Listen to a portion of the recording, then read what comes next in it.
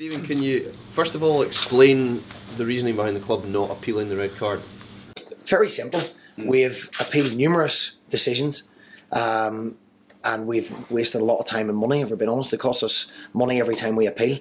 Another reason is we want Cedric Kipper totally focused on Wednesday night and Saturday. You know, we've got big games, and the reality is his ban is next season in the first round of the cup, and by then he could be in the Premier League because he's going to be a top footballer. So I think we need to concern ourselves with the here and now, and the here and now is Wednesday night and Saturday. That obviously won't take away from your frustration at the decision at the time. Do you feel, in some respects, because obviously it's the League Cup, and you said it's next season, if it had been a league game, would your thoughts have been differently on that then, perhaps? Perhaps, yeah, but it's not. So it's a League Cup next year. And as I say, who knows, Cedric might not even be at the football club by then, and we need to focus on Wednesday night. You know, we've got another big game, really important game for us, Wednesday and Saturday, so our focus now has to go straight on to that. You said that you've wasted numerous you've had numerous decisions and you've wasted a certain amount of money on these things. Does that mean that you're questioning the process then? No, I'm questioning that we will waste a lot of time and money, and we're not a club that can throw money about quite easily. And as I say, the decision won't affect us until the start of next season. So I don't deal with the process. I don't put the people in place for the process. So what I do know is we've appealed numerous things, and where we thought we'd good evidence, and they've been turned against us. So we're not going to go that way this time for that reason, and to make sure that Cedric's fully focused instead of being in hearings, he'll be on the training pitch. Does it put you off making appeals in the future? I think you have to judge each one what timing it is, what it's affecting, and its merits. No, it's, you know, if it's there to appeal, we'll appeal. As I say, I've given you the reasons why we haven't, and I think what we have to do is remain very focused on what's ahead of us, not what's behind us. Is it a good thing that you're playing them again so soon? I agree. Listen, what better game to get yourself back up for? You know, it's obviously there was disappointment around the club on, you know, after the game on Monday, which was only natural. My biggest disappointment was for the group of players and the fans. You know, the game was effectively over after 55 minutes. So for both sets of fans, you know, Celtic want to win in the last minute and make it absolutely brilliant, and you know, we want to nick a result and then it's a fairy tale ending.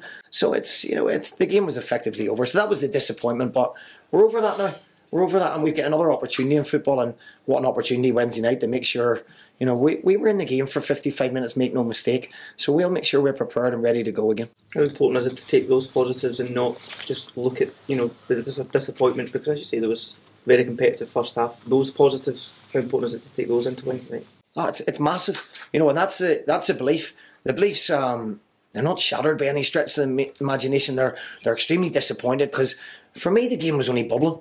You know, make no mistake, Celtic were winning 1-0. Okay, so we didn't lose the game because of that decision. The game was effectively over because of the decision, but we didn't lose it. We were 1-0 down against a top-class football side. But we just had a world-class save from Craig Gordon, from Louis Moult. We had a potential penalty claim turned down. So the game was just heating up. We put Craig Tanner on. We went with 3 forwards. We were being brave. We might have got countered. We might have got beat 3-0. Who knows? But as I say, the game was effectively over then. And I think it was a real competitive game, which the Celtic players actually said to me afterwards. So we intend to make that again on Wednesday night, and we're right up for it again. Do you identify any weaknesses in that Celtic team that you're able to exploit on Wednesday? Every team has weaknesses, but I certainly won't be putting it out to you guys so you can take it across to Brendan in about 2 hours' time and tell him where I believe his weaknesses are. So no, we'll look at our strengths again, which was brilliant organisation, great desire, good legs in the team, and a goal threat. You know, a goal threat. Multi, as I said, he's had a great save. Tanner's in, pulling the ball back for Multi, and he goes down. You know, whether that's a penalty or not, who knows? That's decisions. But the game was right there for the playing, and I'm upset for both sets of fans. You know, effectively, our fans were, you know, it's damage limitation then, and the Celtic fans, it's easy street, isn't it? So the cup final was effectively over after 55 minutes. But the positives we take are they couldn't break us down. They looked a little bit rattled in terms of what their decision making would be. They'd obviously be patient, make no mistake, they're a patient side with good quality. But it was bubbling, so let's hope it continues on Wednesday night and we get a chance to finish off the game. Stephen, just going back to the Kipper red card, what does it say about the club's faith in the disciplinary process that you feel that you've got a really strong case and you dispute the red card, but you've got no confidence that your appeal would be upheld? I didn't say that, you said that.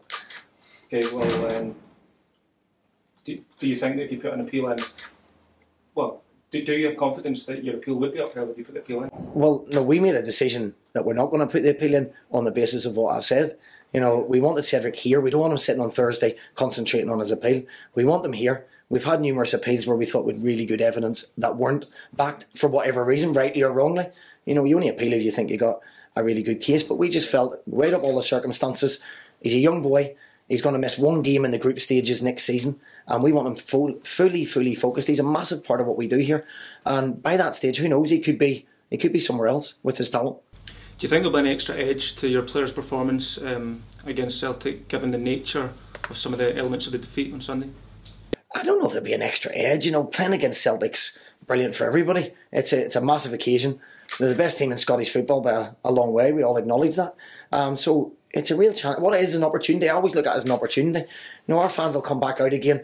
The expectation's high here. Our expectation is, you know, we didn't concede any goals with the penalty after the record. We didn't concede. You know, so Celtic know they were in a game for 55 minutes, and we intend to do the same. We might change it about a little bit. We might look at different things. But whatever we put out in the pitch will be competitive, and you know it needs to be to play against Celtic. So an extra edge, I'm not so sure about that. There's a determination, to try and win a football match. It was your first chance, Stephen, to get a proper look at the Celtic side up close and personal, without giving away, as you said, your own tactical knowledge. But were they what you expected? Yeah, they were. Listen, they've got top class footballers. They really have. You know, I went to watch the Bayern Munich game, the atmosphere in the stadium, and you know, I make a point of trying to watch them as often as I can. You know, because they're a top class team. When you look at who's coming off the bench, Lee Griffiths and Patrick Roberts, me and probably 12,000 Motherwell fans were just thinking, please blow the whistle. You know, that's the reality of the situation. They're a top football team. Brendan's done a good job with them. But, you know, we've got good players here. We're organised. You know, what we can't do is go and buy them type of players. What we have to do is get a team spirit and create an atmosphere, a real organisation and a real will to win. And we've done that. You know, and for 55 minutes, nobody can deny there was very little in the game. You know, as I say, it was just bubbling. That's the annoying bit. The game's just bubbling. It wasn't like Celtic had chance after chance. They didn't. You know, they started brightly second half. We had the ball. We give it away. We can do better with the things to stop that goal. And then we go up the other end and create a few chances. And as I say, the game was effectively over. But when you've got Sinclair and you've got Dembele, you've got Roberts, you know, you've got McGregor, you've got Forrest. There's a massive threat, and with 10 men, it's almost an impossible job in the end, you know, so it's difficult, but admiration for them as well, of course. There's been so much talk recently again about whether or not they can go through the whole season unbeaten, but you've seen enough, you think, to think there is a way through? Yeah, I very much believe there is. Yeah, I believe that on Sunday. I very much believe it again Wednesday night and Saturday, and we'll be doing our utmost to make sure we're the ones that, you know, try and break that run. It's going to be tough, we know that. We know that. They can shuffle their pack a lot more than I can shuffle it. But we'll be definitely there to have a right go again, as we were doing. Is that a good thing, though, that you'll keep the same nucleus of your team, whereas Brendan may well change it quite a lot, and he's got the Champions League to think about next week as well, so it'll be pretty much the same players who started on Sunday, I guess, who you'll be looking to try and do the business tomorrow. In some respects, that's a good thing for you, isn't it? It is, but we will shuffle the pack as well. You know, there's boys who've waited for opportunities, boys I had to make tough decisions about on Sunday, you know, which is probably the most difficult bit of the game. I don't think Brendan's putting in any under 15 players to take their places, unfortunately. I think Patrick Roberts and Lee Griffiths coming in probably isn't weakening the side too much. So what we do know is Celtic will have a strong side out, and what we do know is we'll have a very competitive strong side out to match them. Steve, Andy Rose was talking about a meeting you had yesterday, which was a good meeting to move on from Sunday's disappointment. Do you sense a real determination to build on what you've done already this season and move on quickly from it? Definitely, our season isn't over. No way. We earned the right to get to the final. It didn't go our way, you know, and we played an excellent Celtic side. You know, take away the decisions, we played a very good side. But we're just getting going. We want to continue this.